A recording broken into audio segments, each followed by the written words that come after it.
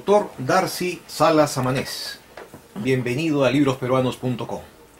Usted es autor de un interesantísimo libro llamado Cosmovisión del Mundo Andino, de Caral a Machu Picchu, datado del año 2016. Felicitaciones por esta edición, este esfuerzo editorial e intelectual que verdaderamente merece el reconocimiento, dado que nuestra civilización es repasada por usted con una extensión de más de 5.000 años. Felicitaciones nuevamente. Vayamos a la primera pregunta. Su libro está dividido en dos partes. En la primera se aborda básicamente dos cuestiones: la cosmovisión y el idioma. Sobre la cosmovisión se dice que es la concepción filosófica de ver el cosmos. ¿Qué es filosofía en el mundo andino y quiénes lo representaban? Mire, primero me gustaría definir sobre qué base o qué concepto concebimos lo que es filosofía. Fundamentalmente es la compilación del saber, y el saber estaría dividido en ramas de acuerdo a la concepción de la filosofía antigua. Decirle, por ejemplo, quiénes fueron los representantes, para mí es imposible. No he penetrado en la averiguación de que si existen crónicas de que hayan considerado el idioma quechua como una filosofía. Lo dudo, porque usted bien sabe que el invasor trató de nublar y eclipsar todo lo que provenía de los conquistados, como le llamaban, o los subyugados. Entonces, ¿de dónde me nace a mí decir que hay una filosofía?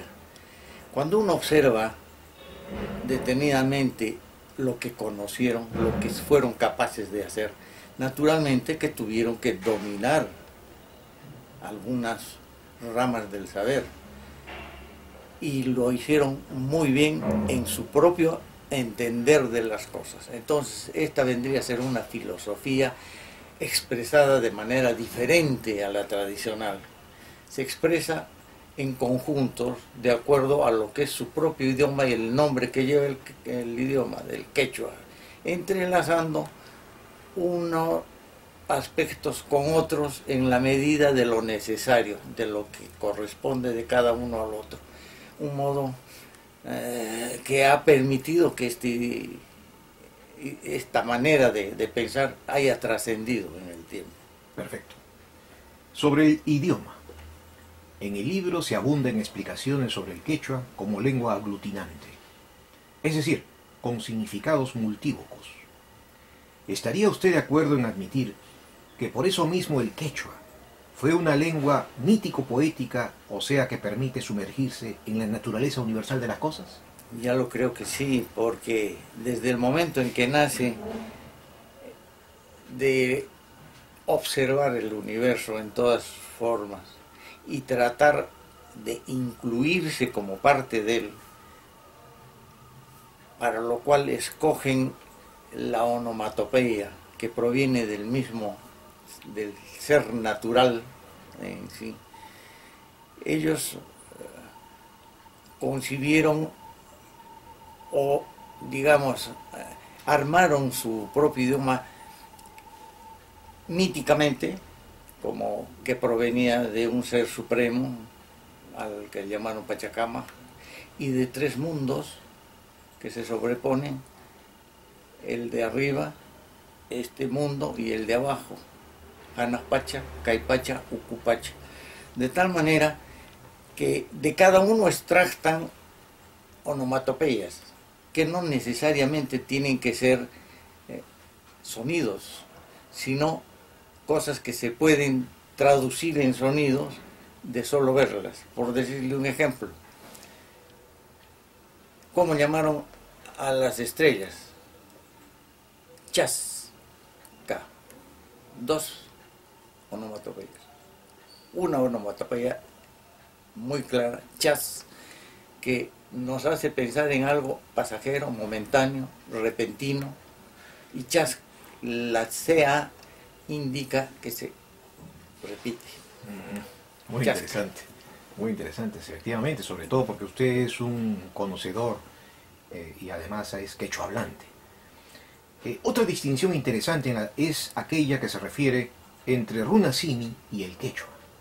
¿En qué consiste este significado general del runasimi? Mire, hasta hoy muchos piensan que el runasimi era el idioma del Inca, por decirlo.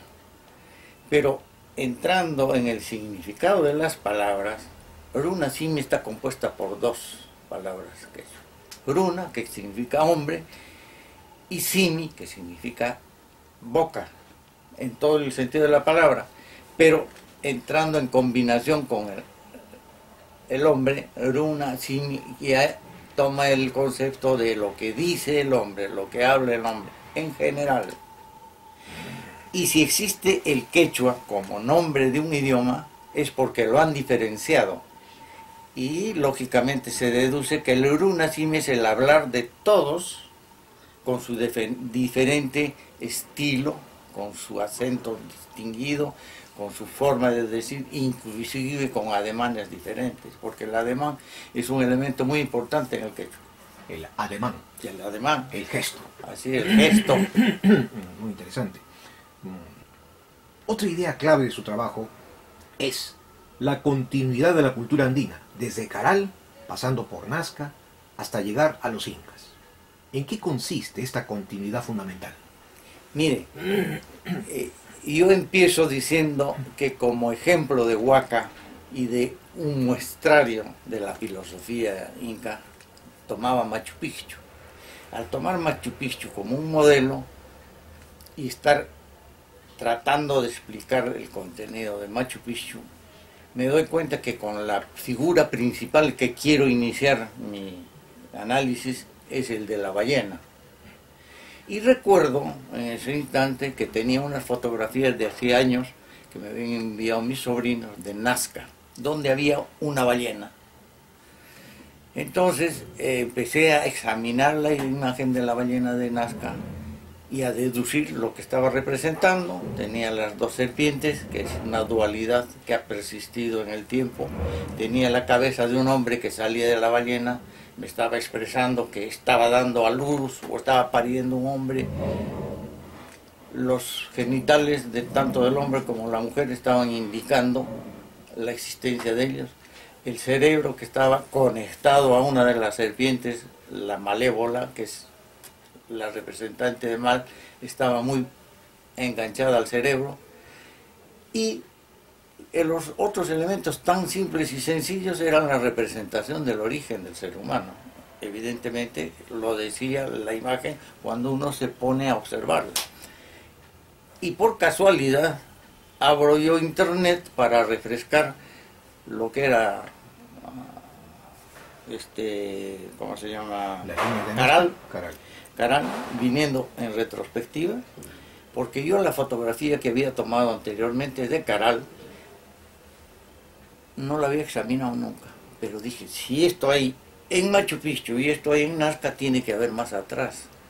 Vamos a ver si esto pues está en el origen de lo conocido. Entré y aparentemente en la nebulosa de esa imagen no muy nítida distinguí que era la forma de un pez igual que el de la ballena, con el estilo del tiempo en que se hizo y la forma de su concepción. Y cuando vuelvo a abrir esto ya en el proceso del libro, encuentro que la imagen del templo ya puesto en valor tenía la forma de la ballena. Asombroso. Y me dije, qué pena que antes de que empezaran el trabajo de rescate de esto, no se hubiera sabido que tenía una forma para que lo respeten, porque se ha dañado en algunas partes, pero guarda perfectamente la forma de la ballena como está en la carátula del libro. ¿Usted ha hecho llegar su trabajo a Ruchadi? Ruchadi ha estado en una de mis conferencias, pero tengo la impresión de que todos los arqueólogos van a ver con mucha duda estas cosas. En otras palabras, no toman en cuenta lo mitológico, simbólico. No sé si lo tomen en cuenta o no, pero como es algo que no está explicado científicamente, que es la corriente dominante, ¿no? Que todo tiene que estar científicamente demostrado, Bueno, lo que uno ve también puede resultar científico. Por supuesto, claro que sí. Son prejuicios académicos que hay que superar. Pero vayamos a los entes rectores. En el texto se habla de entes rectores de la cosmovisión andina. Y enumera usted 6 figuras que simbolizan una situación específica. El pez, el origen; la serpiente, la dualidad; el cóndor, el contacto; el puma, el poder; la mano, el quehacer; y el picaflor, el mensajero espiritual. Nos preguntamos por la araña o el insecto, que fue tan importante en los rituales sacrificiales de las culturas norteñas de la costa.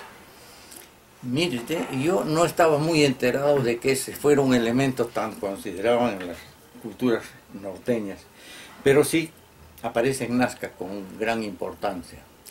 Ahora, en la cultura andina, digamos, en la cultura inca, en la llamada cultura inca, no aparece mucho con imagen. Si las hay, no las he encontrado. Pero sí aparece en la toponimia, y con gran fuerza, porque entes tan importantes como el río Apurima o como el río Vilcanota, expresamente el Vilcanota proviene de la Huilca, Huilcanota. La Huilca es un ente de poder en la cultura inca, porque significa poderoso. No sé si la palabra proviene de considerar primero a la araña o haber puestole el nombre después de saber que es poderoso, ponerle el nombre a la araña. Claro. A un tipo de araña, porque araña como genérico no lo conozco sino como uru, que vendría a ser gusano. Pero cada araña tiene su nombre propio. El cusicusi, por ejemplo, es una arañita pequeña, muy tomada en cuenta por todas las culturas del sur, porque le asignan el efecto de ser el anunciante de buenas noticias, de cosas buenas, porque es una arañita saltarina inofensiva. Pero la huilca pica y en 24 horas mata, no hay salvación. ¿La huilca hace alusión a la tarántula? No, es más a la viuda negra, diría, siendo azul con rojo, al menos la que yo conozco y que abunda en el valle de Abancay, sobre todo, abundaba. Ahora ya prácticamente desapareció con tanto insecticida, ¿no? Muy interesante. Ahora bien, ¿por qué dichas imágenes eran rectoras y eran sacrales? ¿Estos representan deidades o energías cósmicas? No, yo no diría que son deidades, sino son símbolos de determinado efecto, de determinada necesidad.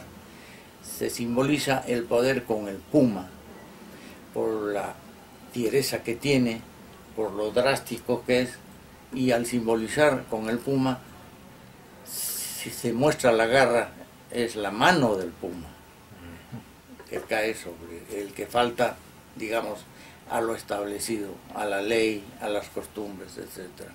El cóndor, por su tremenda habilidad de volar tan alto hasta desaparecer a la vista del hombre, cuando sobre todo se trata de que se lo mire desde del nivel del mar, uno lo ve desaparecer, se pierde y no lo ve más. Entonces esas creencias seguramente se van trasladando de cultura en cultura hasta que aparece nítidamente en la cultura inca. En la de Nazca aparece también como símbolo de mensajero, estirándole el cuello de tal manera que sea el que lleva la voz, digamos, al más allá. Qué interesante.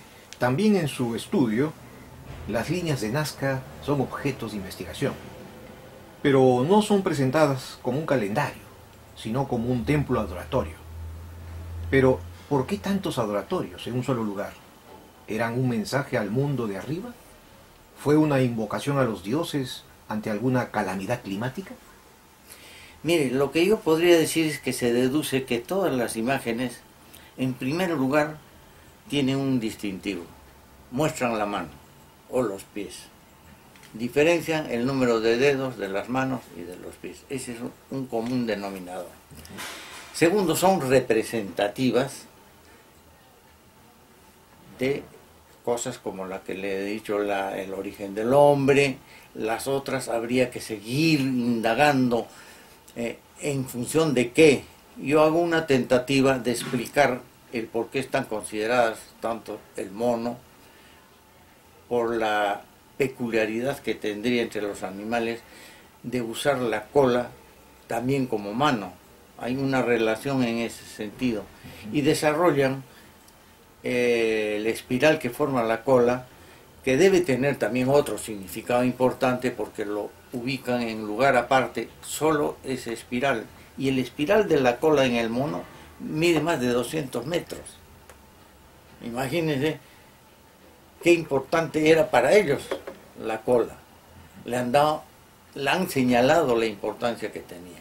Y las manos se ve con claridad que van tocando líneas. Lo interesante de Nazca es que se puede establecer, que yo no niego que pueda ser calendario, porque todo ha estado en relación a las posiciones del sol. Cuando nace, en el determinado momento en que entra al cenit, y el otro tercio cuando muere. De ahí le viene el anti, que es la selva, el oriente, el inti, la parte central del cielo, y el conti, cuando va cayendo el tercio.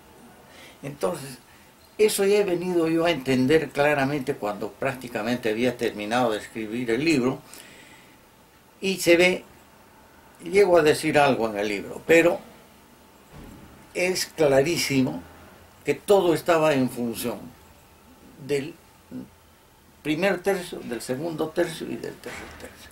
Al menos eso se ve con nitidez en los vestigios de Pisac. Cómo se mira cuando nace el sol hasta el primer tercio, las mismas imágenes vistas desde el centro, cómo cambian, qué representan, cómo gira. Es decir, es algo increíble. Cómo se va transformando la misma imagen en otras cosas. Las mismas han escogido los lugares de tal manera que deben haber transcurrido años de años para que hagan lo que hicieron.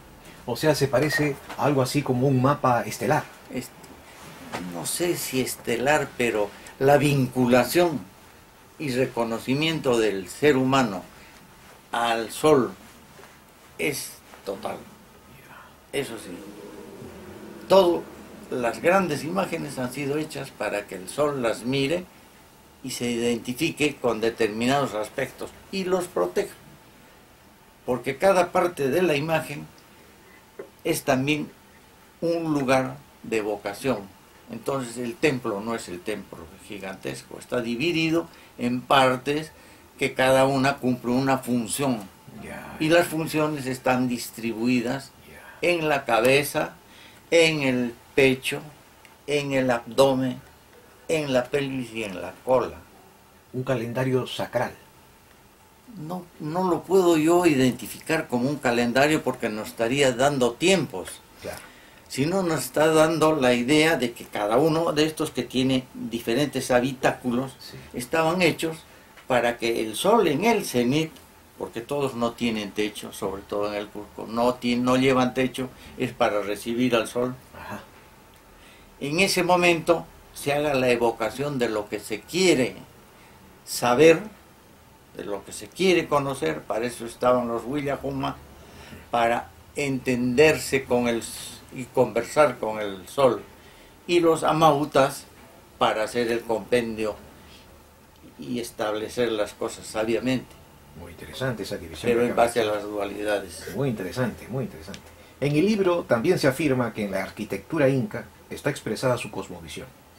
¿Cómo se compatibiliza este zoomorfismo politeísta con el monoteísmo del Dios escondido? En primer lugar, para mí no son dioses.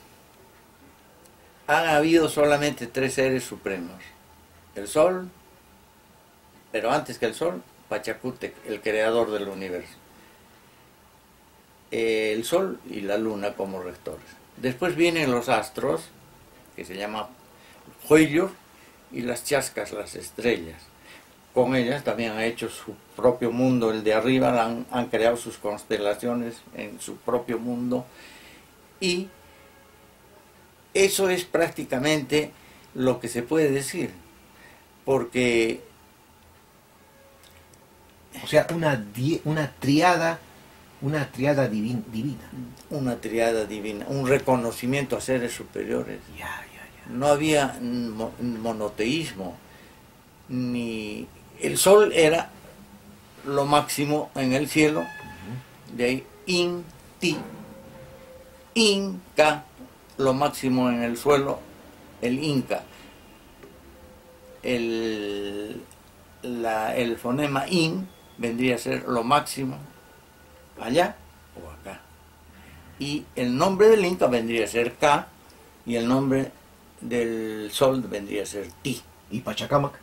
Pachacamac es el simbolismo, no es simbolismo, sino es decir lo que es el Pachacamac, el que gobierna el mundo, el que gobierna todo. Pachacamac se refiere a las tres pachas. Claro. Kamac es el que manda, ordena. ¿Y vivifica? El que da vida. El que da vida, vivificar, dar vida, otorgar vida. Crear. Crear. Pachacamac manda sobre todo. Perfecto. En el libro, cuando se trata de explicar las construcciones incas, hay unas páginas desconcertantes sobre una especie de concentración mental que proporciona una fuerza descomunal. Práctica que usted testimonia haber efectuado en su momento cuando era más joven. ¿Está usted afirmando que en la antigua cultura andina se conocían y practicaban distintas formas de meditación trascendental, entre ellas el camino de la acción, que dota de determinadas capacidades desconocidas?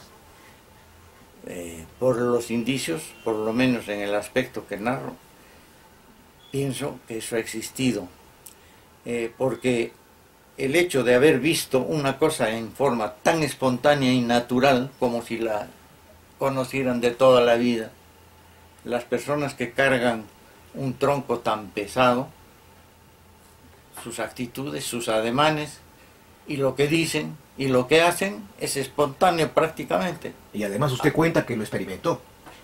Después lo experimento yo por otra circunstancia distinta, pero similar a ese efecto que produce esa concentración mental. Ya.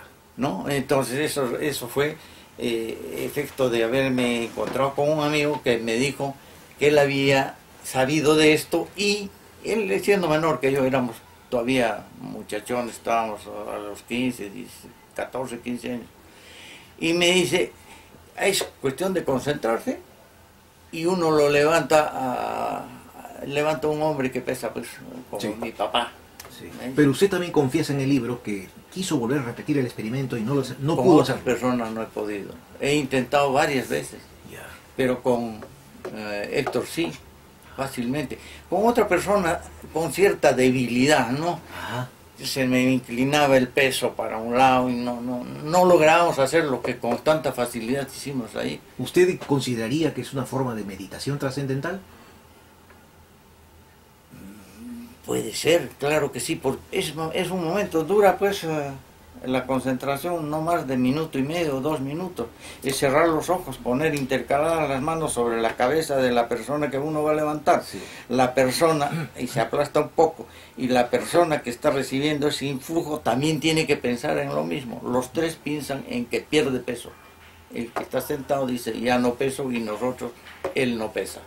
Entonces hubo un momento en que, como que es una cosa, una sensación que nos hizo soltar las manos y ponerlos, sin habernos dicho ni mirado, porque todos estábamos con los ojos cerrados, los tres, y lo levantamos al señor Guevara, que pesaba pues fácilmente más de 80 kilos, fácilmente. Sí, efectivamente, lo que usted cuenta es totalmente... Y después con Héctor lo hacíamos porque nos gustó ese experimento, y un señor que veía y vivía por ahí cerca se prestó a hacer lo mismo.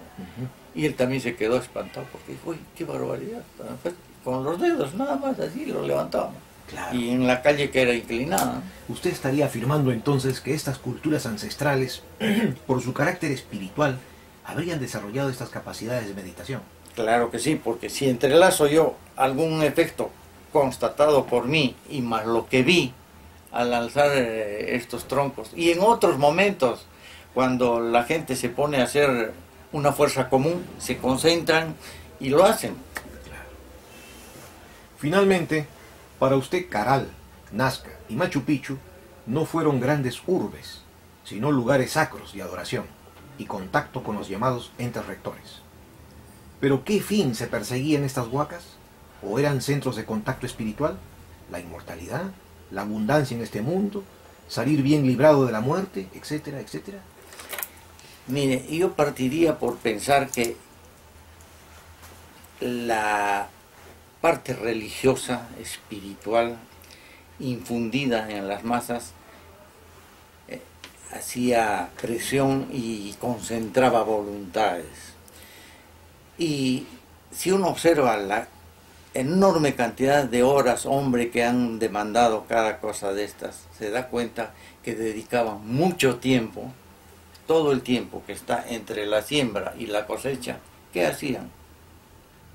Actividades de tipo religioso, de tipo espiritual, de concentraciones humanas grandes para evitar las guerras, los disturbios, las cosas de ese tipo. Entonces han hecho cosas gigantescas. No era cuestión pues de perder el tiempo. Las mujeres y seguramente estaban divididos los tiempos para la parte de vestido, tejidos, la alimentación, que tenía sus épocas de siembra y cosecha. Esto ya en los momentos más avanzados de la evolución del hombre andino, ¿no? Y por eso es que dedicaron tanto tiempo a la construcción de estas enormes huacas. El trabajo que representa Machu Picchu, pues habría que evaluarlo bajo conceptos técnicos, digamos, de cuánto tiempo y cómo se pudo hacer eso, porque es una cosa que aplasta. Sacsayhuamán, usted conoce a Sacsayhuamán, seguramente se para al pie de esos monolitos, y el poder que emanan a uno lo hace una hormiga, y uno se da cuenta que también hay lectura en las paredes. Tiene la mano del puma que está exhibiendo allí. Interesantísimo, porque plantea usted otra clase de explicación. La mentalidad moderna ha intentado siempre interpretaciones mecánicas sobre esta clase de construcciones, pero usted nos está ofreciendo una vertiente nueva, que es la explicación espiritual, mediante poderes mentales. Por lo mismo, en nombre de librosperuanos.com le agradecemos infinitamente por esta gentil entrevista.